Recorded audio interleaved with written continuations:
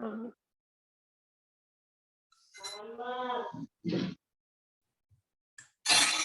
हरे हरे कृष्णा।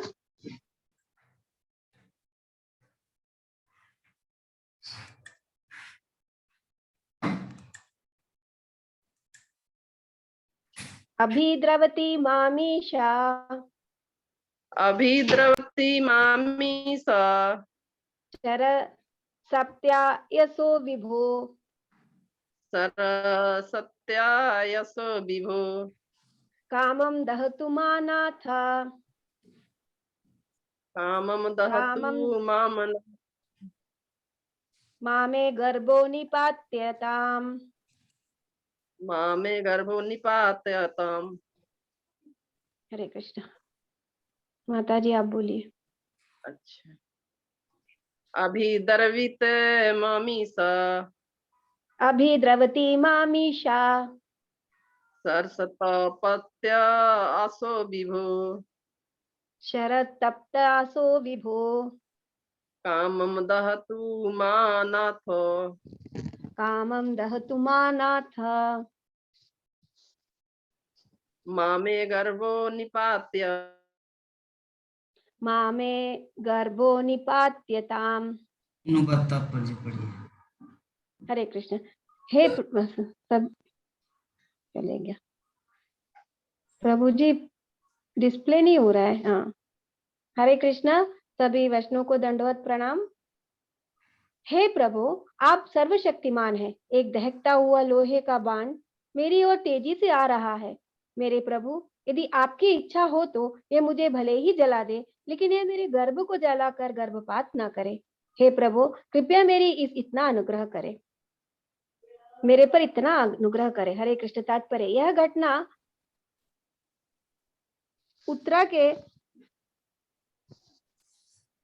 उत्तरा के पति अभिमन्यु की मृत्यु के बाद की है। अभिमन्यु की विधवा पत्नी उत्तरा अपने पति का अनुसरण करती, लेकिन वह गर्भिणी थी और परम भगवत भक्त महाराज परीक्षित उसके गर्भ में थे। अतः उनकी रक्षा करना उसका परम धर्म था। माता के ऊपर बहुत बड़ा उत्तरदायित्व होता है कि वह शिशु की सभी तरह से रक्षा करे। अतः भगवान श्री कृष्ण के समक्ष अपनी बात कहने में उत्तरा लजाई नहीं। उत्तरा एक महान राजा की पुत्री, एक महान वीर की पत्नी और एक महान भक्त की शिष्या थी। बाद में वह एक श्रेष्ठ राजा की मां भी बनी। वह सभी प्रकार से भाग्यशालिनी थी। हरे कृष्णा। तो ये हमारा अध्याय चल रहा है महारानी कुंती प्रार्थना और जी महाराज परीक्षित की रक्षा। तो उत्तरा, जो कल हम लोग प्रसंग में चर्चा किए थे, भगवान श्री कृष्ण को बोल रहे जब द्वारका लौट रहे हैं भगवान, तो उस समय रथ पे चढ़ने से पहले ही उत्तरा आके बोले कि पाहि पाहि महाजोगिन देव देव जगतपति। हे प्रभु, हे कृष्णा, आप मेरी रक्षा करें ऐसी स्थिति में। और आज के श्लोक में जो उत्तरा बोले कि भले ही वो मुझे जला दे, जो बाण या ब्रह्मास्त्र या जो भी अस्त्र हो, लेकिन मेरे गर्भ में मेरे एक संतान है, उनकी रक्षा करे। और श्रील प्रभुपाद तात्पर्य में बहुत ही सुंदर ढंग से वर्णन किए कि उत्तर अगर चाहते तो जब अभिमन्यु का मृत्यु हुआ तो उसी समय वो भी सती, मतलब अपने शरीर को त्याग सकते थे, किंतु क्यों नहीं किया? उसका कारण यही है क्योंकि उसके गर्भ में एक संतान है। तो कोई भी माता, एक माता जो होते हैं ना, वो दोनों को समान दृष्टि से, अपने जितना पति से प्रेम करता है उतना पुत्र से भी प्रेम करना पड़ता है। नहीं तो वो माँ नहीं, वो इंद्रिय तृप्ति की माँ हो जाती है। अर्थात अगर अपने पुत्र का ख्याल ना करे, पुत्र का परवाह नहीं तो मैं तो पति ही, तू ही मेरा पति, तू ही मेरा परमेश्वर, पति परमेश्वर ही, इस तरह अगर करते तब तो मतलब एक अच्छी माँ का ये पहचान नहीं है। एक अच्छी माँ जो है ना, वो पुत्र को भी उतना ही प्रेम करेंगे जितना पति से करते हैं। तो पति से तो करते थे, अभिमन्यु से करते थे, लेकिन उनके गर्भ में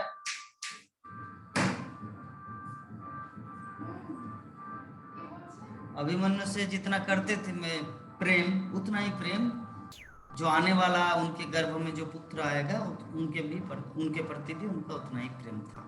तो जिसके कारण यहाँ पे भगवान श्री कृष्ण को बोल रहे कि हे प्रभु, एक दहकता हुआ लोहे का बाण मेरी ओर तेजी से आ रहा है,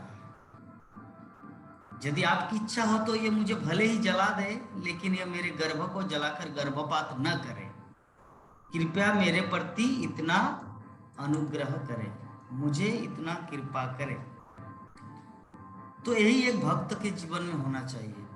अगर कभी ऐसा समय आए तो भगवान से ही प्रार्थना करना है हम लोग को कि हे प्रभु, आप भले ही मेरा जीवन ले ले, लेकिन मेरे कारण से अगर कोई दूसरा व्यक्ति आपके धाम में या उद्धार हो जाए तो वो मेरे लिए अच्छा है। जैसे वासुदेव दत्त हम लोग जानते हैं कि सारे विश्व ब्रह्मांड के व्यक्तियों का नरक यंत्रणा खुद जाना चाह रहे थे नरक, और जो नरक में जो लोग हैं वो भगवत धाम चले जाए और उनका पाप मेरे ऊपर आए और मैं नरक में आजीवन रहूं।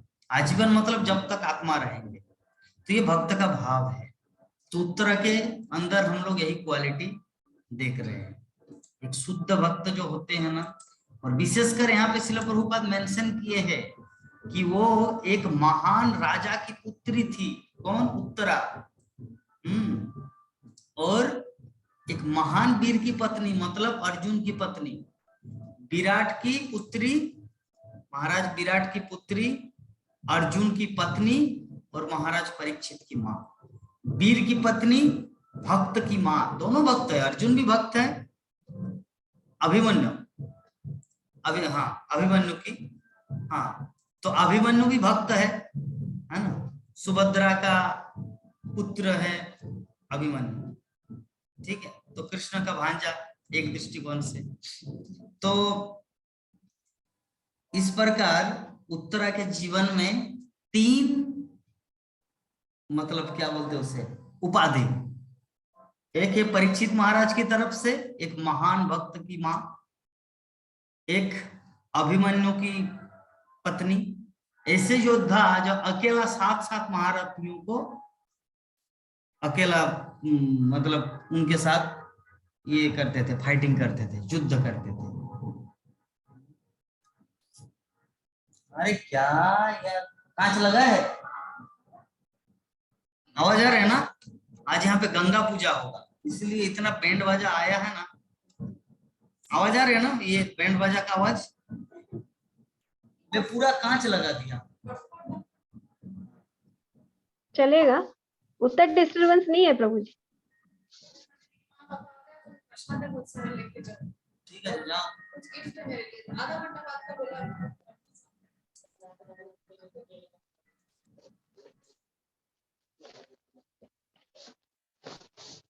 अरे इतना आवाज,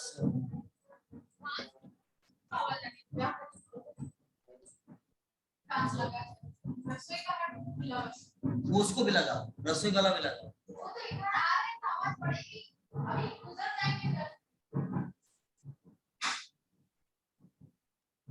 ठीक है, तो हम लोग समझ गए यहाँ पर कि वर्तमान में कली युग की माँ और पूर्व युग की माँ में कितना अंतर है। आजकल की माँ ऐसा करते हैं? आजकल की माँ ऐसा नहीं करते। आजकल की माँ का पुत्र के प्रति प्रेम नहीं, अपने पति के प्रति प्रेम होता है। और वो भी वही वैसा पति जिसके पास पैसा है, जिसके पास यौवन शक्ति। अगर वो लेंगड़ा खेंगड़ा हो तो उसको डिवोर्स दे दे के दूसरा के साथ शादी करेंगे। कोई पति परमेश्वर उस समय नहीं दिखता।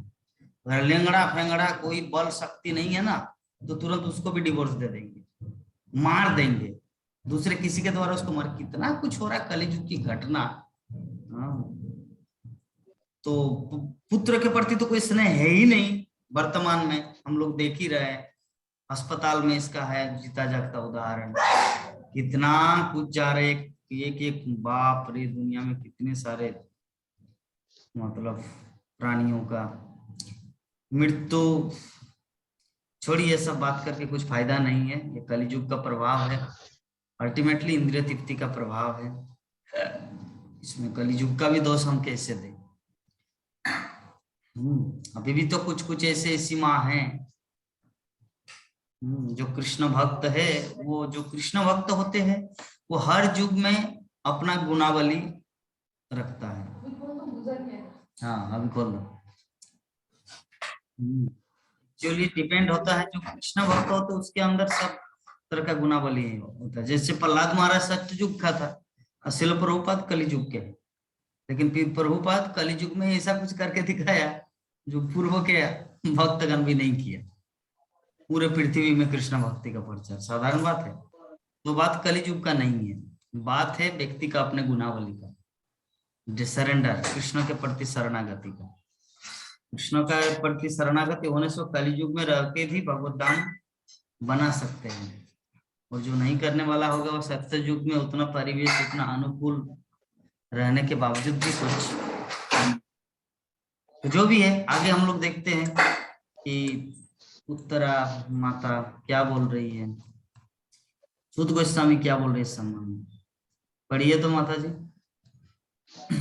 हरे कृष्ण। सूत वाचा उपधार्य वचस्तस्या भगवान भक्तवत्सला अपाण्डवामिदं कर्तुं द्रोणस्त्रमबुध्यत। हरे कृष्णा। सूत गोस्वामी ने कहा, उसके वचनों को धीरज के साथ सुनकर अपने भक्तों के प्रति सदैव अत्यंत वत्सल रहने वाले भगवान श्री कृष्ण तुरंत समझ गए कि द्रोणाचार्य के पुत्र अश्वत्थामा ने पांडव वंश के अंतिम वंश को समाप्त करने, निर्बीज करने के लिए ही ब्रह्मास्त्र छोड़ा है। हरे कृष्ण। तात्पर्य, भगवान सभी तरह से निशब्द है तो भी वे अपने भक्तों का पक्ष लेते हैं, क्योंकि प्रत्येक व्यक्ति के कल्याण के लिए इसकी नितांत आवश्यकता है। पांडव कुल भक्त कुल था, अतः भगवान चाहते थे कि वे विश्व के ऊपर शासन चलाए। यही कारण था कि दुर्योधन दल के शासन को समाप्त करके उन्होंने महाराज युधिष्ठिर का शासन स्थापित किया। इसलिए वे गर्भ में स्थित महाराज परीक्षित की रक्षा करना चाह रहे थे। वे नहीं चाहते थे कि संसार पांडव कुल के विहीन हो जाए, जो भक्तों का आदर्श कुल था। हरे कृष्ण। तो ये जो उत्तरा माता भगवान श्री कृष्ण से ये सब प्रार्थना किए, उस समय यहाँ पर बता रहे हैं कि भगवान श्री कृष्ण तुरंत समझ गए, इमीडिएटली अंडरस्टैंड दैट, कि ये जो उत्तरा मेरे प्रति आए इतना करुण हृदय से, रो रो के इतना विलपती विचलित होकर, कुछ तो गड़बड़ है। तो तुरंत समझ गए कि द्रोणाचार्य के पुत्र अश्वत्थामा ने, जिनको प्राणदंड नहीं दिया था, मुंडन करके छोड़ दिया था, तो फिर भी वो जो सांप होता है ना, कुछ कुछ सांप होते हैं, तेलतेलुआ सांप बोलते बंगाली में, तेलतेलुआ सांप, उसको मारेंगे अगर, उसको जलाएंगे नहीं ना, तो वो फिर जिंदा हो जाता है। देखे किस प्रकार का सांप है? तेलतेलुआ, चीती सांप बोलते हैं इसे।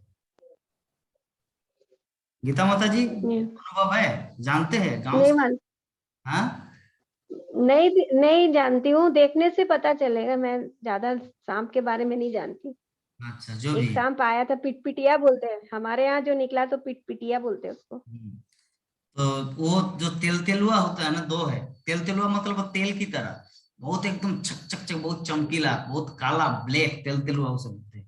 तो अगर उसको मार दिए, पूरा मार दिए, इवन उसको काट दिया, एग्जाम्पल कुल्हाड़ी से काट दिए, लेकिन फिर भी अगर उसको नहीं जलाएंगे ना आग से, तो फिर जिंदा हो जाता है। तो अश्वत्थामा का हाल भी वैसा ही है। वो उस चीती सांप की तरह है, जो उनको मुंडन किया, मारे नहीं, पूरी तरह मारे नहीं, जैसे मुंडन करके छोड़ दिया, वो फिर जिंदा हुआ। और अभी अभिमन्यु का पुत्र उत्तरा के गर्भ में भी ब्रह्मास्त्र आक्रमण किया।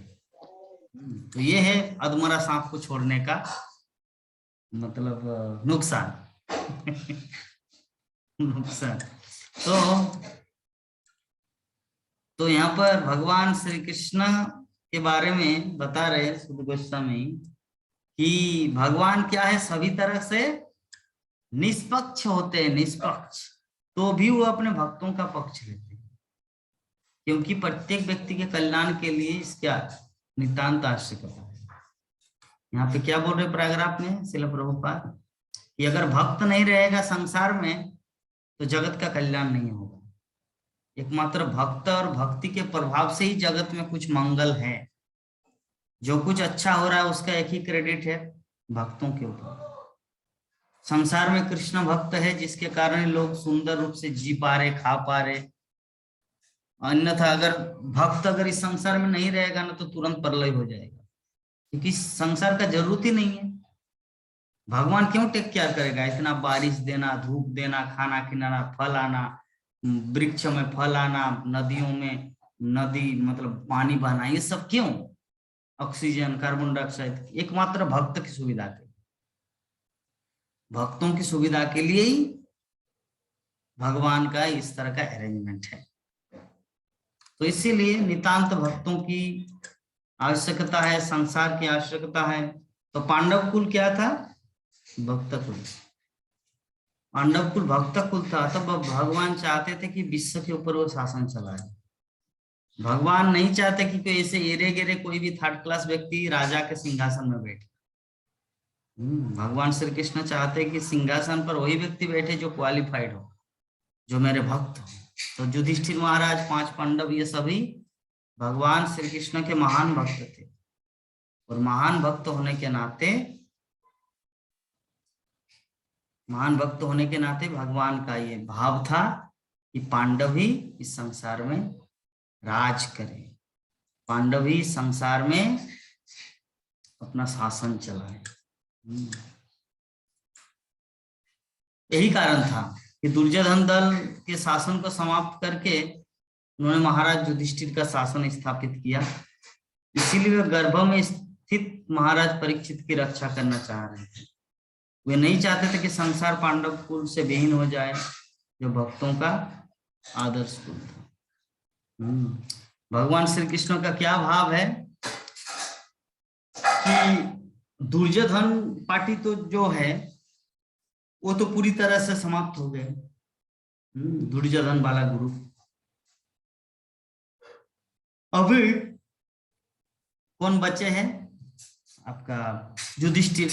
और युधिष्ठिर जो है वो तो भक्त है, भगवान कृष्ण के भक्त है। तो भक्त को ही वो शासन चला, मतलब उस राज्य सिंहासन को चलाने के लिए, मतलब उनको राज सिंहासन गद्दी सौंपेंगे। तो अभी विषय वस्तु ये है कि भगवान को तो ये भी पता है, ये जो 5 पांडव है ये सब मेरे परियान के बाद वो लोग भी चले जाएंगे। यहाँ पे राजगद्दी नहीं लेंगे, वो लोग महापरियान करेंगे जब मैं इस संसार को छोड़कर भगवत धाम को जाऊंगा। तो इसीलिए उन्होंने क्या किया, भगवान श्री कृष्ण ने, कि परीक्षित महाराज जो है ना वो उत्तरा के गर्भ में, अगर इसको अगर नहीं बचाया जाए तब तो आने वाला जो जनरेशन है और मेरा जो श्रीमद् भागवतम है उसको कौन प्रकाशित करेगा? इसी के माध्यम से एकमात्र प्रकाशित होगा। इसलिए भगवान भूत, वर्तमान, भविष्य सब कुछ त्रिकालदर्शी तीनों काल को देखकर उन्होंने ये निर्णय लिया कि अभी मुझे इनकी रक्षा करनी है। इसके बाद अभी 12 नंबर श्लोक में बता रहे हैं। नंद किशोरी माता जी पढ़िए तो।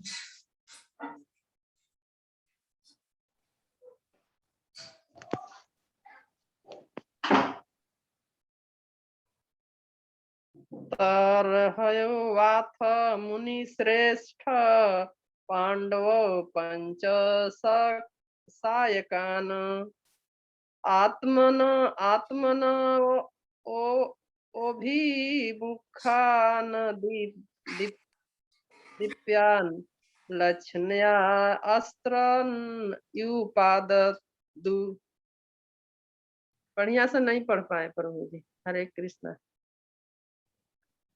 और हे महान विचारको, मुनियों, मैं अग्रणी सौनक जी उस दहकते हुए ब्रह्मा अस्त्र को अपनी ओर आते देखकर 5 पांडवों ने अपने अपने 5 हथियार संभाले। जगत गुरु शिला प्रभुपाद की जय। ब्रह्मास्त्र परमाणु हथियार से भी सूक्ष्म होता है। अश्वत्थामा ने महाराज युधिष्ठिर आदि पांचों पांडवों को तथा उत्तरा के गर्भ में स्थित उनके एकमात्र पौत्र को मारने के लिए अपना ब्रह्मास्त्र छोड़ा था। अतएव यह ब्रह्मास्त्र जो परमाणु हथियार की अपेक्षा अधिक प्रभावशाली तथा सूक्ष्मतर होता है, परमाणु बमों की भांति अंधा नहीं था। जब वे परमाणु बम छोड़े जाते हैं तो वे लक्ष्य तथा अन्य वस्तुओं में अंतर नहीं कर पाते। ये बम मुख्य रूप से निर्दोष को हानि पहुंचाते हैं क्योंकि इन पर कोई नियंत्रण नहीं होता। लेकिन ब्रह्मास्त्र ऐसा नहीं होता, यह लक्ष्य को पहचानता है और निर्दोष को क्षति पहुंचाए बिना आगे बढ़ता है। तो प्रकार सुद गोस्वामी शौनक आदि ऋषियों को बता रहे कि हे ऋषियों में शौनक, कि जब वो उस दहत हुए ब्रह्मास्त्र को अपनी ओर आते देखा तो पांचों पांडव जो है ना अपना अपना हथियार निकाले, संभाले। लेकिन सच्ची बात यह है कि ब्रह्मास्त्र को तो एकमात्र ब्रह्मास्त्र ही टक्कर ले पाता, दूसरा किसी के पास क्षमता नहीं। ब्रह्मास्त्र बहुत पावरफुल अस्त्र है। उसका धनुष बाण, गदा, तलवार से कुछ होने वाला नहीं है।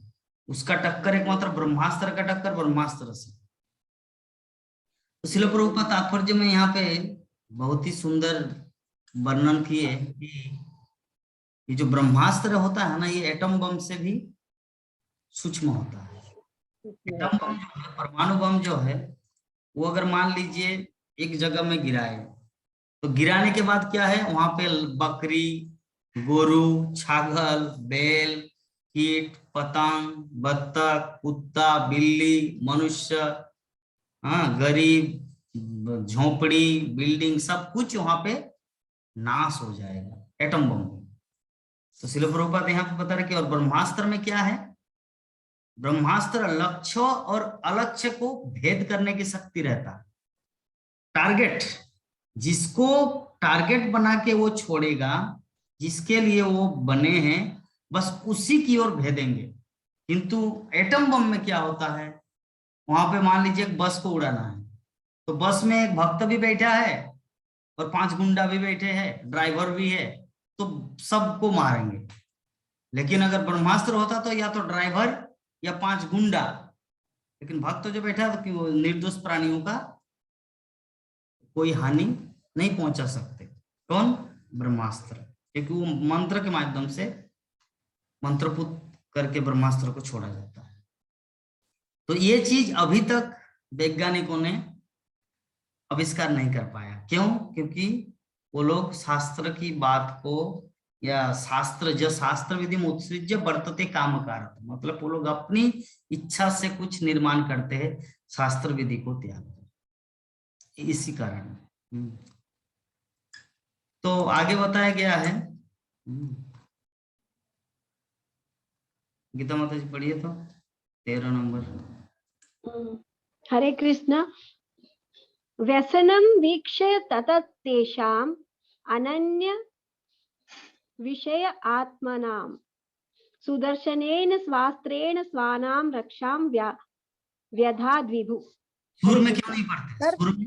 सुर में आपको सिखा दिया ना कि 2 लाइन वाला ऐसे। व्यसनम वीक्ष्य तथा तेषाम अनन्य विषय आत्मनाम सुदर्शनेन स्वास्त्रेण स्वानाम रक्षाम व्यधाद विभु। हरे कृष्णा। सर्वशक्तिमान भगवान श्री कृष्ण ने यह देखकर कि उनके अन्य भक्तों पर जो पूर्ण रूप से उनके शरणागत थे, महान संकट आने वाला है, उनकी रक्षा के लिए तुरंत ही अपना सुदर्शन चक्र उठा लिया। हरे कृष्ण। तात्पर्य, अश्वत्थामा द्वारा छोड़ा गया ब्रह्मास्त्र परमाणु अस्त्र के समान तो था, लेकिन उसमें तेज तथा ऊष्मा अधिक थी। यह ब्रह्मास्त्र अधिक सूक्ष्म विज्ञान की देन है, जो सूक्ष्म ध्वनि अर्थात वेदों में अंकित एक मंत्र का प्रतिफल है। इस अस्त्र का दूसरा गुण यह है कि यह परमाणु बम के समान अंधा नहीं होता, क्योंकि अन्य किसी पर क्षति के बिना केवल लक्ष्य पर ही इसका संधान किया जा सकता है। अश्वत्थामा ने इसे पांडु कुल के समस्त पुरुष व्यक्तियों को समाप्त करने के लिए छोड़ा था। अतः एक तरह से परमाणु बमों से अधिक घातक था, क्योंकि यह सर्वाधिक सुरक्षित स्थान में भी प्रवेश कर सकता था और लक्ष्य को भी नहीं चूकता था। ये सब जानते हुए भगवान श्री कृष्ण ने तुरंत ही अपने भक्तों की रक्षा करने के लिए अपना निजी अस्त्र उठा लिया, क्योंकि ये भक्त कृष्ण के अतिरिक्त अन्य किसी को नहीं जानते थे। भगवत गीता में भगवान ने स्पष्ट रूप से वचन दिया है कि उनके भक्त कभी विनष्ट नहीं होते। वे भक्तों द्वारा ही की गई भक्ति में सेवा की मात्रा का गुण के आधार पर कार्यवाही करते हैं। यहाँ पर अनन्य विषयात्मक शब्द महत्वपूर्ण है। पांडवगण स्वयं महान योद्धा होते हुए भी भगवान के संरक्षण पर 100% आश्रित थे, लेकिन भगवान है कि बड़े से बड़े योद्धाओं की अपेक्षा करके क्षण भर में उनका विनाश कर देते हैं। जब उन्होंने देखा कि अश्वत्थामा के ब्रह्मास्त्र को काटने के लिए पांडवों के पास बिल्कुल समय नहीं रह गया, तो उन्होंने अपने ही प्रण को भी तोड़ते हुए तुरंत अपना अस्त्र उठा लिया। यद्यपि कुरुक्षेत्र का युद्ध समाप्त प्राय था, तो भी अपने प्रण के अनुसार उन्हें अपना अस्त्र नहीं उठाना चाहिए था, लेकिन इस समय तो प्रण की अपेक्षा आपातकाल अधिक महत्वपूर्ण था। वे भक्त वत्सल के रूप में अधिक सुविदित थे, अतएव वे ऐसे सांसारिक आशीर्वादी नहीं बनना चाहते, आदर्शवादी नहीं बनना चाहते, जो कभी अपना प्रण नहीं तोड़ते, अपितु उन्होंने भक्त वत्सल बने रहना अधिक पसंद किया। हरे कृष्णा। इसे कहते हैं देश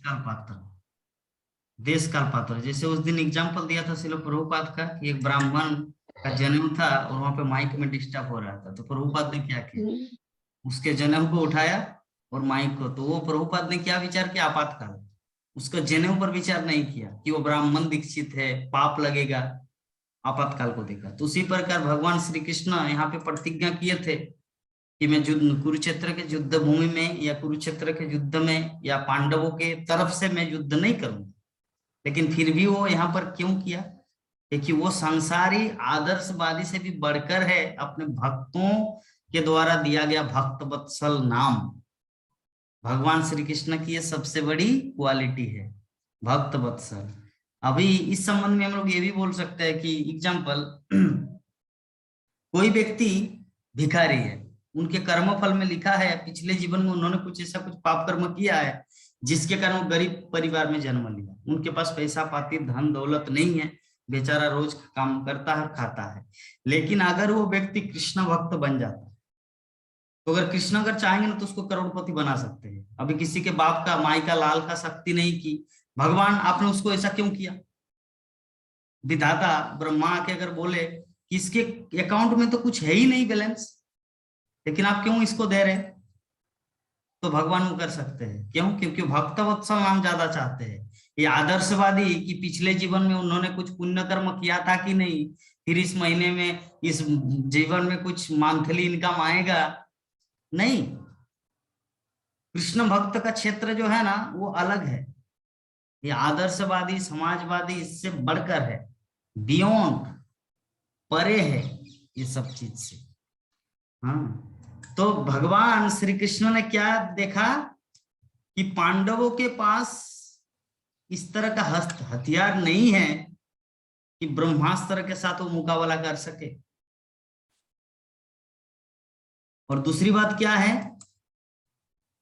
कि पांडवगण इतने महान महान योद्धा थे, लेकिन फिर भी उन्होंने भगवान की शरण ग्रहण की।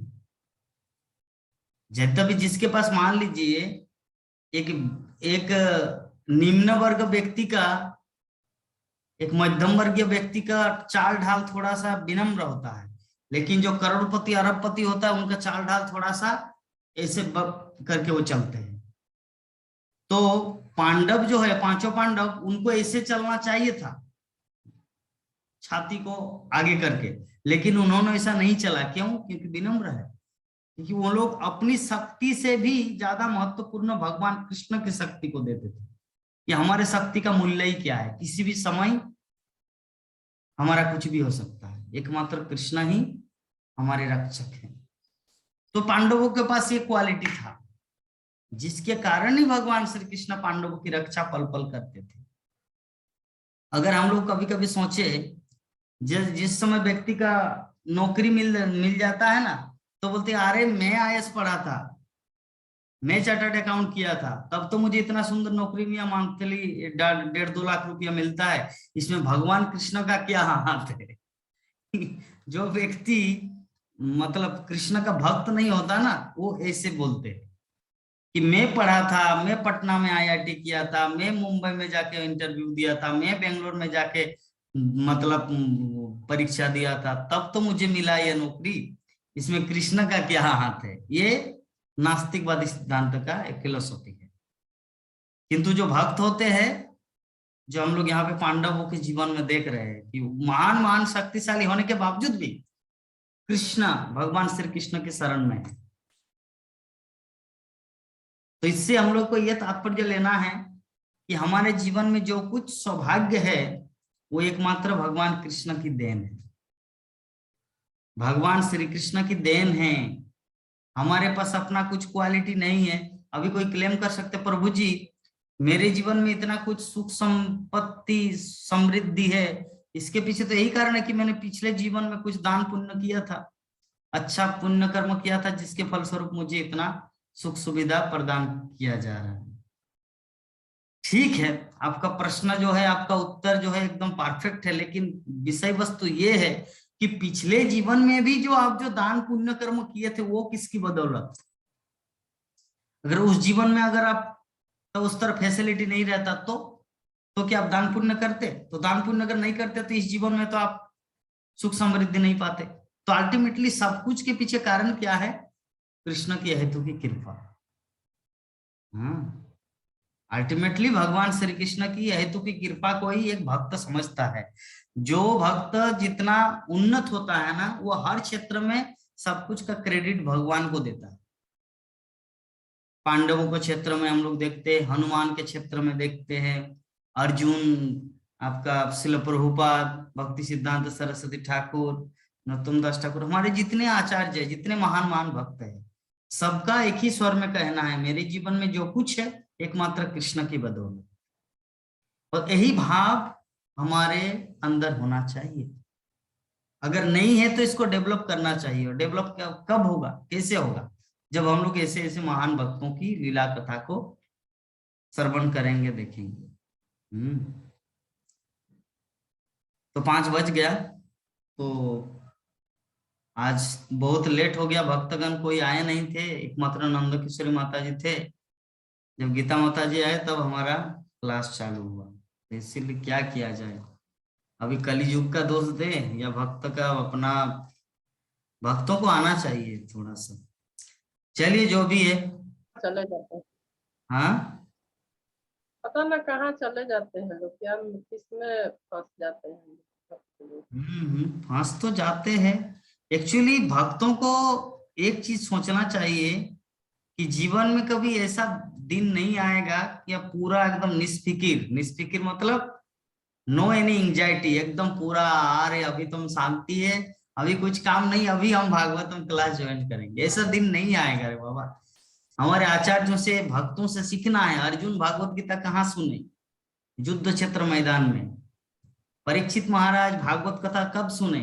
जब उनका मरणासन अवस्था था, उन्हें 7 दिन टाइम था। 7 दिन टाइम में तो उसको ऐसा बोलना, बेंगलोर भागना चाहिए था, वेल्लोर भागना चाहिए था डॉक्टर को दिखाने के लिए कि मैं थोड़ा जीवित रहूं। लेकिन क्या अर्जुन ने ऐसा किया? नहीं किया। मतलब परीक्षित महाराज ने ऐसा किया? नहीं, है ना। तो हम लोग को ये भक्तों से सीखना चाहिए कि भक्तगण कैसे अपने जीवन को चलायमान किए, तो मुझे भी वैसे करना है। काम तो हर कोई करते हैं, हर कोई सेवा कर रहे हैं, हर कोई, लेकिन क्लास के टाइम अरे ठीक है वीडियो ऑन नहीं करेंगे तो कोई बात नहीं, उस समय ऐसे सुनो। एक बार बोल दीजिए कि प्रभु जी मैं बाहर हूँ, लेकिन क्या किया जाए, भक्तों को तो बाय फोर्स नहीं किया जाता। सबका अपना अपना स्वतंत्रता है। भगवान कृष्ण तक जीवात्मा की स्वतंत्रता को नहीं छीनते। आज ये प्रभु प्राण मोहन प्रभु प्रभु जी नहीं जुड़े हुए हैं। नहीं नहीं, उनका तो नेटवर्क प्रॉब्लम है। नेटवर्क अच्छा। प्रॉब्लम है, जिसके कारण वो नहीं, वो जुड़ रहे थे, जुड़े फिर चले जा रहे, जुड़े चले जा रहे। और हमारे विश्वनाथ प्रभु जी तो कलकत्ता में है, उनका विभिन्न विभिन्न जगह में जाना पड़ रहा है, क्योंकि उनका बेटा आया है 2 साल बाद अमेरिका से, जिसके कारण उनको वहां पे थोड़ा टाइम देना पड़ रहा है विभिन्न ऑफिस में, कार्यालय में। और रही बात विभा माता जी का, विभा माता जी तो बोले थे कि प्रभु जी जुड़ेंगे, उनका पुत्र आया है आपका, छुट्टी हो गई है प्रभु। हॉस्पिटल से आया है, लेकिन मैं 2 बार फोन किया, उठाया नहीं। चलिए कुछ तो होगा। मैं भी कल की थी तो नहीं उठाई। चलिए, तो कुछ प्रश्न है इस संबंध प्रभु में? जी आज हाँ, मेरा ना जो चार्जिंग है 0 हो गया था अच्छा। आपसे बात करते करते, ओ, इसलिए फिर उसके बाद बात नहीं पूरा कर पाए थे। मैं तो उसके बाद 5 बार कॉल किया था आपको। नहीं तो वो चार्ज हो रहा था ना प्रभु जी, हम्म चार्जिंग में रखे थे आप, वो क्या हमको चालू करना पड़ता तब जाके चालू होता, मुझे लगा चालू होगा, बाद में मैं आके देखी एक भी कॉल क्यों नहीं आया, तब समझ में आया कि उसको ऑन नहीं की थी, इसलिए 0 में चला गया था ना, इसलिए इसीलिए मोबाइल पे थोड़ा ऑन करना। ध्यान देना चाहिए। और हाँ समय चार्ज, जैसे मेरा भी मोबाइल चार्ज हो रहा है, मेरा भी मोबाइल चार्ज हो रहा है। जैसे ही समय मिलता है मैं मोबाइल को चार्ज में देता हूँ, ऐसा नहीं कि एक मात्र रात में देंगे, क्योंकि मोबाइल के माध्यम से सब कुछ होता है ना अभी वर्तमान हम्म समय में, इसीलिए मोबाइल पे ध्यान देना चाहिए। उसमें आप वीडियो देख रहे हैं, उसमें आप कृष्ण लीला देख रहे हैं, उसमें आप कृष्ण कथा सुन रहे हैं, उसी में बुक पढ़ रहे हैं, उसमें लोगों से कम्युनिकेट कर रहे हैं, तो मोबाइल एक अच्छा साधन है। इसीलिए उनको अच्छी तरह से ट्रीट करना है, उनको खाना देना है, डॉक्टर हम्म दिखाना है जब बुखार आएगा, सब कुछ उनको टेक केयर करना है। तो नंदा किशोर माता जी, एनी क्वेश्चन टुडे? कुछ क्वेश्चन है, प्रश्न है? अगर है तो ऐसा कोई फोर्स नहीं। हाँ हरे प्रभु जी। हम्म हरे कृष्ण प्रभु जी। हाँ, बोलिए माता जी, बोलिए, आप बोलिए।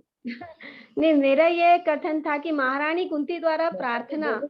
तथा महाराज परीक्षित की रक्षा तो है लसन का नाम, लेकिन इसमें उनका कुछ अभी आया नहीं है, क्या आगे आएगा कि या महारानी कुंती की शिक्षाएं में मैंने 2-3 चैप्टर पढ़ा, तो उसमें ये जो अपन पढ़े हैं उसका अंतर्गत जो है वो सब मुझे मिला उसमें। हाँ तो आएगा ना, हाँ आएगा रे बाबा, धैर्य धारण कीजिए। ये जो चैप्टर है उसी के लिए तो है, कुंती महारानी की शिक्षा ही है। प्रार्थना करेंगे कुंती हम्म, महारानी भगवान श्री कृष्ण को। ये है ना प्रभु जी आपका दिया हुआ। हाँ, यस, कुंती महारानी की शिक्षा। हाँ, तो इसमें मैंने 2-3 लेसन पढ़ लिया, उसमें हम्म, परम बुद्धिमान महिला तक पढ़ी हूँ, 3 परम लेसन पढ़ बुद्धिमती लिए। महिला, परम हाँ बुद्धिमती महिला। बुद्धिमती है। हाँ, तो ये पढ़ी हूँ यहाँ तक, तो उसमें बहुत सारे अच्छे अच्छे चीज मुझे मिले, हम्म, बहुत सुंदर। आप जो जो एग्जाम्पल देते थे सारा चीज इसमें है। तो मैं तो वहीं से लिया हूँ ना, शिल प्रभुपाद का ही चरण धूलि।